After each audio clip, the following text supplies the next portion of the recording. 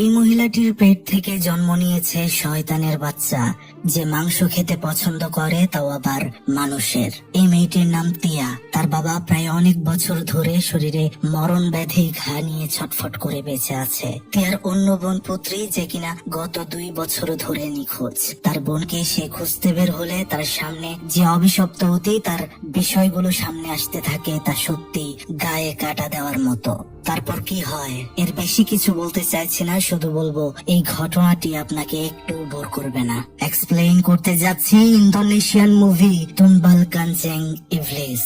একটা বাড়িতে একটা লাশকে সবাই সামনে রেখে তেলাওয়াত করছিল সূরা ইয়াসিন। লাশটা আসলে তিয়ার বোন পুত্রের। সাথে বসেছিল তার বাবা ইউসুফ। ঠিক তখনই হঠাৎ করে লাইট অফ হয়ে যায়। তিয়া লক্ষ্য করলো যারা এতক্ষণ কোরআন তেলাওয়াতে মগ্ন ছিল তারা এক অদ্ভুত শব্দে জিকির করছে, কিন্তু সেটা কোনো ঈশ্বরের নয়। তার বাবা তখন সেখান থেকে তাকে চলে যেতে বলছিল।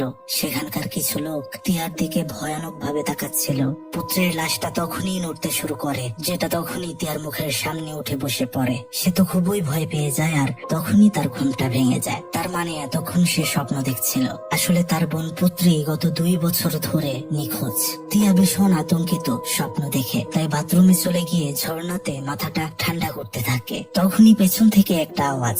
বাইরে এসে সে দেখতে পারে তার বাবা অদ্ভুত আচরণ করছে। সে কোনোভাবেই ইউসুফকে সামলাতে পারছিল না। ইউসুফ তাকে বলছিল, তোমাকে এখান থেকে চলে যেতে হবে মা। তিয়া তো কিছুই বুঝতে পারছে না। তখনই তার বাবা তার গলায় ধরে ফেলে, যেন এটা তার বাবা নয়, ভেতরে অন্য কেউ চলে এসেছে। সেটা এবার ভয়ঙ্কর কণ্ঠে বলছিল, তোকে কানজেং বেছে নিয়েছে। এটা বলে ইউসুফের ভেতর থেকে সেটা আবার চলে যায়। তার বাবা আবারও তাকে বলছিল, বাঁচতে চাইলে এখান থেকে চলে যাও মা। বোঝা যাচ্ছিল কোনো একটা জিনিস ইউসুফকে অনেক কষ্ট দিচ্ছিল। তাছাড়া তার শরীরে ঘা ক্রমশ যন্ত্রণাদায়ক হয়ে যাচ্ছিল। তখনই তিয়া পেছনে চেয়ে দেখতে পারলো একজন দাঁড়িয়ে রয়েছে, দেখতে খুবই ভয়ঙ্কর। সে বলে যাচ্ছিল, তোমার বোনকে খুঁজে বের করো, নয়তো তোমার বোন মারা যাবে।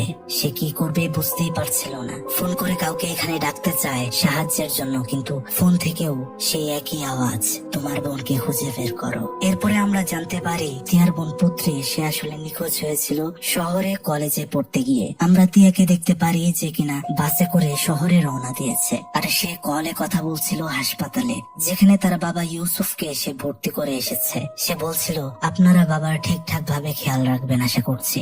সব রকমের চিকিৎসা যেন হয়। কোনো টাকা পয়সা দরকার হলে আমি পাঠিয়ে দেব। তার হাতে তখন আমরা একটা ছবি দেখতে পারি, যেখানে তার বোন শহরে সে কোন বাড়িটাতে থাকতো সেটা দেখা যায়। তিয়ার গন্তব্য এখন সেই বাড়ি। বাস থেকে নেমে সে একটা লোককে জিজ্ঞেস করে এই বাড়িটার বিষয়ে। লোকটি বলল, হ্যাঁ তিনি চেনেন। ওই লোকের মোটর সাইকেলে করেই সে সেই বাড়িতে যেতে শুরু করে। যাওয়ার পর বাড়িটা দেখে তিয়া বুঝতে পারে এখানে আর কেউ থাকে না, অনেকদিন জঙ্গলে ভরে গিয়েছে। পেছনে থাকা লোকটা তখন তাকে বলে, আচ্ছা আপনি তো পড়তে এসেছেন তাই না, তাহলে ক্যাম্পাসের আশেপাশে আমি ভালো কোনো জায়গা আপনাকে দেখে দিতে পারি, যেখানে আরো অনেক ছাত্রছাত্রীরা থাকে। তিয়া রাজি হয়। সেখানে যাওয়ার পর আমরা দেখতে পারি বাড়িটা অনেক বিশাল। তিয়া বাড়ির সামনে থাকা কাজের ছেলে জানুকে জিজ্ঞেস করে যে এখানে কোনো ঘর খালি পাওয়া যাবে কিনা। জানু তাকে ঘরের ভেতরে নিয়ে যায় মালিকের সাথে কথা বলিয়ে দিতে। সেখানে আমরা রোজা নামের একটা মহিলাকে দেখতে পারি। সেই হচ্ছে এই বাড়ির মালিক এবং তার হাজবেন্ড সহ সে এখানেই থাকে। রোজা বলছিল,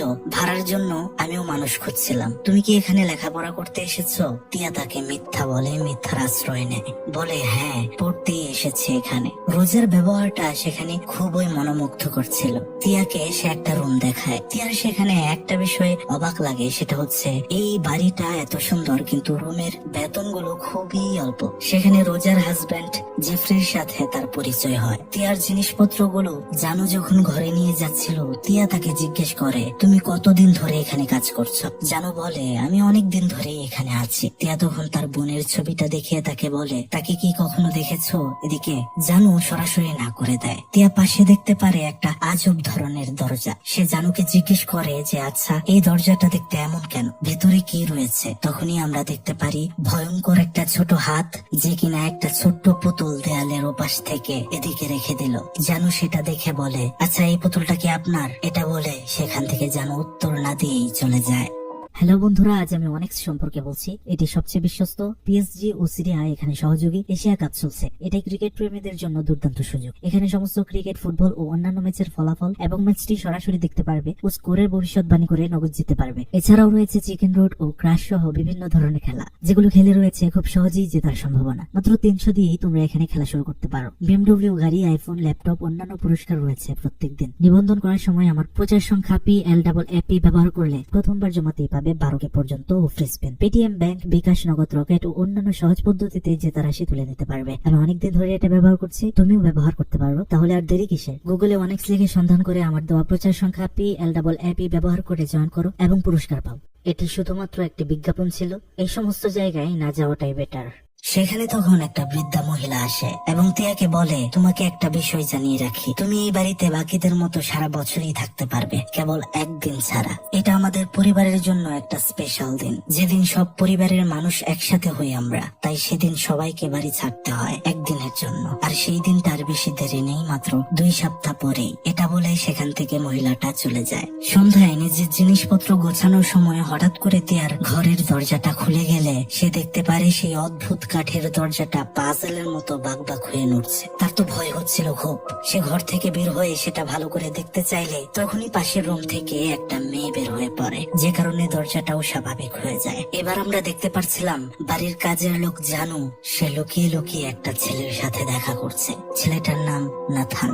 রাতে যখন ঘুমাতে যাবে তিয়া, তখনই সে দেখতে পারে তার বাবার রূপে কেউ একজন টেবিলের উপর শুয়ে আছে। এটা দেখেই তো সে ভয় পেয়ে যায়, যদিও লাইট জ্বালাতেই সেখানে কেউ ছিল না। এরপরের দিন সকাল, যেখানে তিয়া তার বোন পুত্রের কলেজে গিয়েছে পুত্রের বিষয়ে জানতে, কিন্তু সেখান থেকে তাকে জানানো হয় তার বোন অনেক আগে থেকেই উধাও হয়ে গিয়েছে। আর কলেজ থেকে কোনো রকম খোঁজাখুঁজি হয়নি। কারণ হিসেবে মনে করা হয়েছিল হয়তো সে বাড়িতে চলে গিয়েছে আর এখানে থাকবে না। বিষয়টা অদ্ভুত লাগে তিয়ার। বের হওয়ার সময় তার সাথে দেখা হয় সেই মেয়েটির, যে মেয়েটিকে তিয়ার পাশের রুমে থাকতে আগের দিন রাতে আমরা দেখতে পেয়েছিলাম।